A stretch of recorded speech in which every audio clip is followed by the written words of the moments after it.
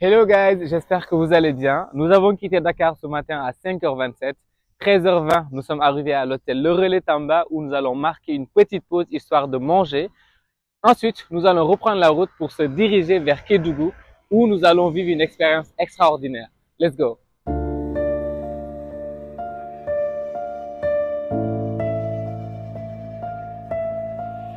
Kalu made it, made it, made it.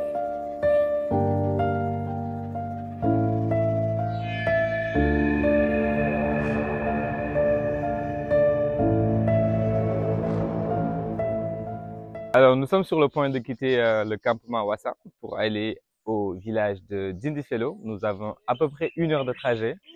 Et arrivé au village, on va commencer notre rando qui va au moins durer 3 heures, dépendant du rythme de tout le monde. Je compte sur mes sportifs, mais on verra ce que ça donnera. Let's go!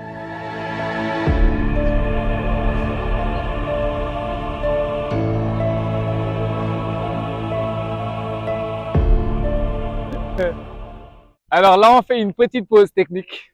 Parce que quoi? Rocambolage de voitures. Carambolage en fait.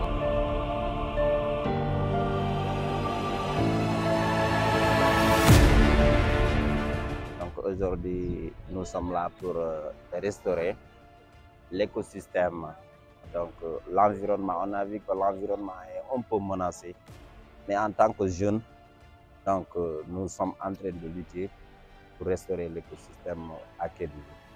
Donc on voit que c'est une chose très importante pour la population. Donc en plus, notre objectif aujourd'hui est de reboiser les arbres, donc remplacer les arbres qui ont été coupés par la population. Par la suite, on a avancé une idée donc, sur l'agriculture. Avant, les gens faisaient des hectares d'agriculture, exemple de maïs, d'arachide. Mais un agriculteur, en tant qu'il est jeune, il peut travailler, mais dès qu'il devient vieux, il ne pourra plus faire ces activités-là. Donc on a une idée à leur donner, donc de pouvoir clôturer d'abord leur champ, parce qu'il y a un conflit toujours entre agriculteurs et éleveurs. Donc on a des semences pour pouvoir clôturer donc leur parcelle d'abord, à peine 1 hectare, 2 hectares, 3 hectares de clôture. Après avoir fait la clôture, on leur a proposé de planter des arbres fruitiers qui deviendra une retraite pour un agriculteur.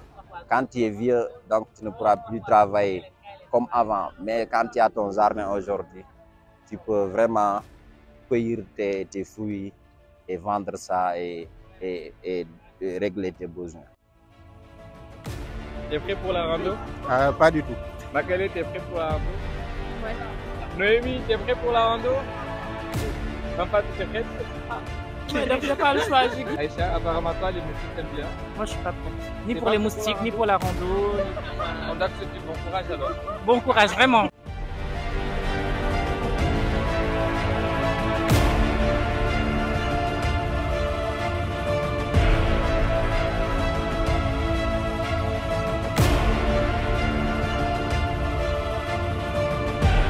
Allez les gars, on peut le faire. On y va. I did it!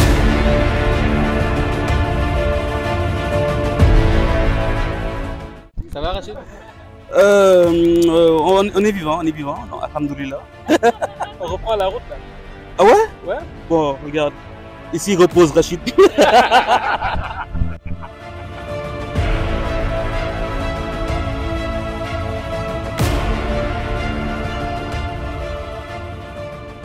Le fognon, c'est une herbe qui va grandir comme le riz. Après, ils vont couper. De là, maintenant, ils vont faire des bottes pour amener à un endroit. Ils vont séparer les grains et l'herbe. Ils vont mettre dans les sacs pour amener au village.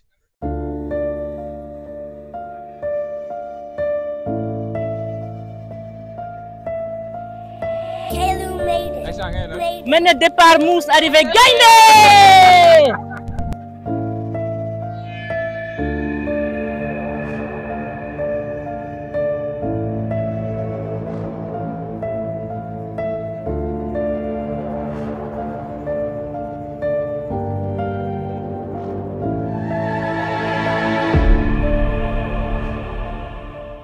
Bienvenue à Dandé, à la grotte de Dandé. Dandé, c'est le nom du village qui est au sommet. Là, c'est la grotte. La grotte, comme vous l'avez vu, c'est fait à la main. Ce sont nos ancêtres qui sont passés en premier ici. Lesquels? Les premiers, ce sont les Bédiques. Vers le XIIe siècle, ils sont partis du Mali. Ils sont venus par là. Ils se sont refusés ici à un moment donné et ils sont sortis pour aller vers la zone de Bandafassi, sur les montagnes. Parce qu'ils se sont sentis beaucoup plus en sécurité sur les montagnes que rester dans les grottes. À leur partie, à leur départ, il y a eu mes propres parents, les Peuls, qui sont partis de la Guinée, ils sont venus par là. Vu leur situation en Guinée, ils ont été poursuivis, on les a tués facilement avec ce dictateur Alpha Yaya, Sékou Touré. Au départ, il y avait Alpha Yaya, c'était au marabout, qui les tuait, qui les malmenait, qui les faisait n'importe comment. Beaucoup d'entre eux sont partis de là-bas pour venir ici. Au départ, c'était petit. Parce que les Bédiques, souvent, c'est une ethnie minorité, ils ne sont pas nombreux, ils n'avaient pas occupé une grande place. Maintenant, les Peuls sont venus, ils étaient un peu plus nombreux, ils ont agrandi l'espace. Jusque là, ils passaient la journée ici. Et juste devant, on va arriver, c'est là-bas où passaient la nuit. Dans un grand trou, ils entraient dedans, c'est là-bas où passaient la nuit. La roche là, ils fabriquaient aussi de la poudre à canon. Donc, ils vivaient ici, ils faisaient la chasse, et un peu la cueillette pour survivre. C'est à un moment donné, ils se sont sentis un peu libres. Ils ont décidé de sortir de ces grottes-là pour essayer de créer maintenant tous ces petits villages-là que vous voyez sur le plateau. Il y a 5 villages, ils sont tous du Sénégal. Et ils ont des noms spécifiques pour définir un peu leur passé. Dandé qui est là signifie des lits. Danki, c'est un seul lit. Mais si tu fais au pluriel, tu dis Dandé, beaucoup de lits. Donc il veut dire qu'on a retrouvé des lits de paix où dormir. Donc juste devant, il y a un autre village qui s'appelle Afia. Afia qui veut dire la paix. Donc c'est comme ça qu'ils se sont installés par frères, par amis. D'autres ont pu descendre vers Dindéfélo dans les autres villages. C'est comme ça que la région de Kédougou presque, la plupart c'est des Peuls. C'est pas pour rien. Ils sont toujours près de la Guinée, mais ils sont tous originaires de la Guinée-Conakry. C'est à cause de ces histoires avec Alpha Yaya au départ, plus Sékou Touré. Donc c'est ce qui fait qu'aujourd'hui, cette grotte-là a resté une histoire où beaucoup de monde aujourd'hui viennent visiter, ça va. Et d'autres disent qu'il y a un tunnel qui est juste là à ma droite, qui ressort un peu dans un village en Guinée qui s'appelle les Békéré. Mais nous ne l'avons pas vécu, nous ne l'avons pas exploré. C'est par rapport à l'histoire. Ce tunnel-là, c'était pour essayer de faire un peu la navette, pour ne pas te retrouver en haut. Il y avait des anges qui sillonnaient, si on te retrouvait, on te tirait directement. Donc des anges empruntaient ce tunnel-là pour essayer d'aller un peu vers le pays d'origine.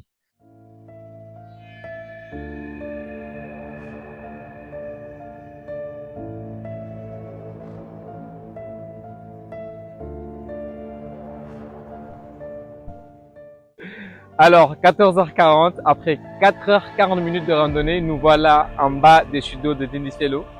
Mes chaussures m'ont lâché, comme vous pouvez le voir, mais n'empêche, on va bien profiter de la fraîcheur des cascades et let's go!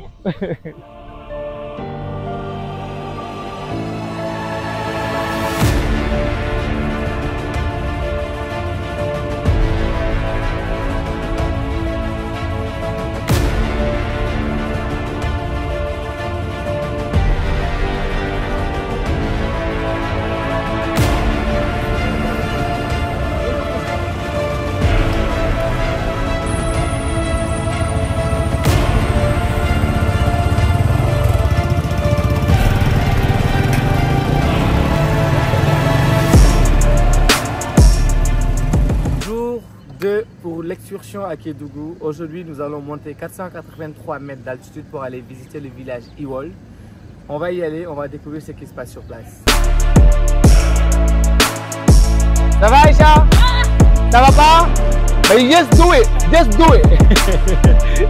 Il est beaucoup trop chaud et il n'y a pas que sa serviette. Oh là là. Allez les gars, je suis fier de vous. On fonce!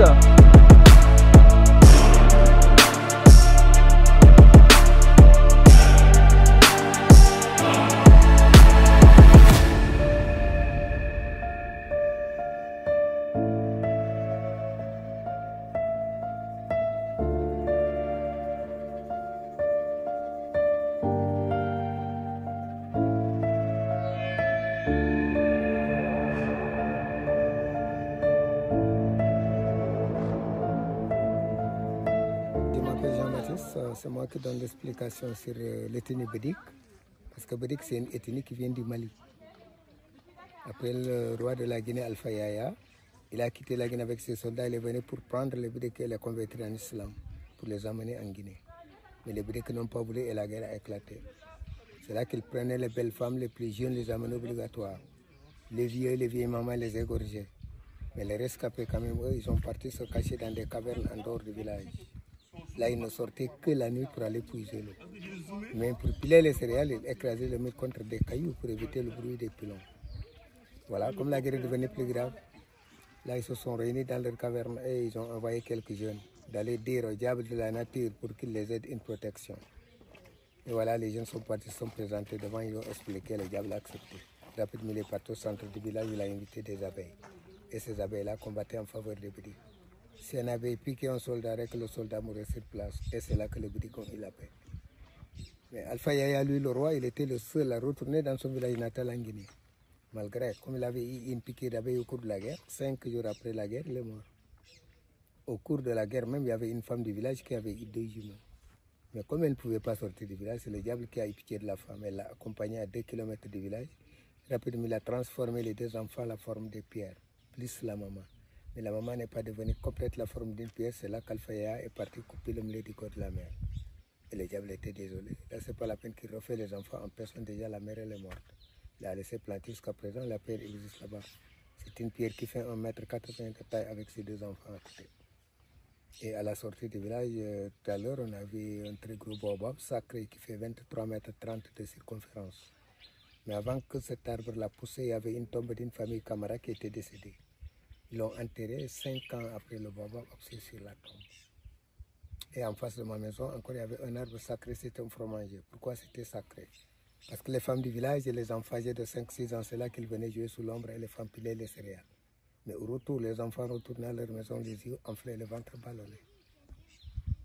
Grâce à une grande cérémonie qu'on a fait tout autour du tronc, c'est là qu'on a senti le diable, il s'est écarté. Et dans le village, on a 4 familles. Keita, Kamara, Samoura et Sadiakou. La population est de 618 habitants. Les Keita sont les chefs du village. Les Kamara et les Samoura, eux qui organisent les fêtes. Et les Sadiakou sont chargés du maintien des coutumes. Voilà, moi j'étais le premier enseignant du village, parce que c'est en 1953 que la religion chrétienne est arrivée par les missionnaires. Et j'ai fait mes études à Kédougou. Mon papa n'a pas voulu me laisser à l'école, il m'a ramené presque auprès de lui. Comme j'avais tellement l'intérêt de l'école, aussitôt j'ai créé une école catéchistique pour apprendre aux enfants à connaître Dieu et on peut parler français. Et là, j'ai fait 19 ans d'enseignement. Voilà, comme j'étais beaucoup chargé de responsabilités, c'est là que j'ai formé un autre jeune qui a pris ma relève. Et là, je me présentais comme son directeur, pharmacien, catéchiste, conseiller, et je suis devenu chef. Et voilà, c'est comme ça que nous, les briques, nous sommes sur le monde.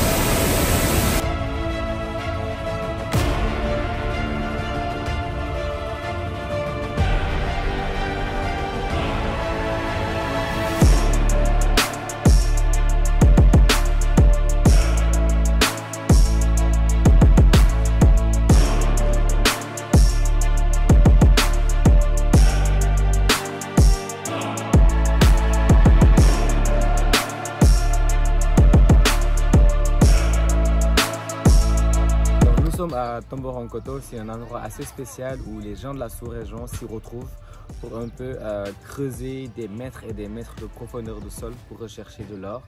C'est une histoire assez triste, mais quand on leur a posé la question, ils ont répondu en fait que c'était par manque de choix. Ils n'ont pas d'emploi, donc c'est le seul moyen pour eux en fait de faire quelque chose et de pouvoir subvenir à leurs besoins, avec beaucoup de risques. Je suis là depuis 2012 et travaille là. Bon, parce qu'on n'a pas le soir.